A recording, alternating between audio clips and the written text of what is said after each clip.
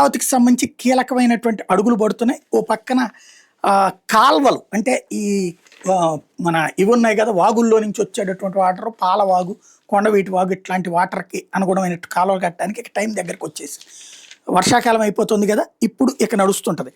ఇట్లాంటి సందర్భంలో ప్రపంచ బ్యాంక్ 1750 కోట్ల రూపాయలు విడుదల చేస్తుంది. ఇప్పటికే 1800 కోట్లు విడుదల చేస్తుంది.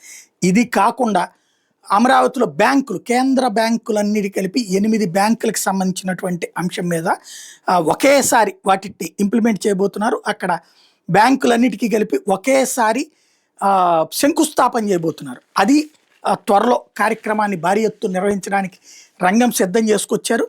ఏదైతే ప్రభుత్వానికి కావాల్సినటువంటిది వేగవంతంగా అమరావతి డెవలప్మెంట్లో ఇండస్ట్రీస్ ఇవన్నీ ఇప్పటికిప్పుడు ఇక్కడికి రావు, అవన్నీ అక్కడికి వస్తున్నటువంటి నేపథ్యంలో ప్రభుత్వపు ఆలోచన ఎట్లా ఉందంటే ప్రభుత్వ రంగ కార్యాలయాలన్నీ ముందు ఇక్కడికి తీసుకొచ్చేస్తే ఒక పని అయిపోతుంది అన్నట్టు. అందులో భాగంగా బ్యాంకులకు సంబంధించినటువంటిది కేంద్ర ప్రభుత్వంతో మాట్లాడి వాళ్ళందరికీ కూడా ఓకే చేసినటువంటి వేళ త్వరలో ఈ బ్యాంకులన్నీ కూడా ఒకే రోజున శంకుస్థాపన చేసుకోబోతున్నాయి. తద్వారా అడుగు ముందుకు పడబోతుంది.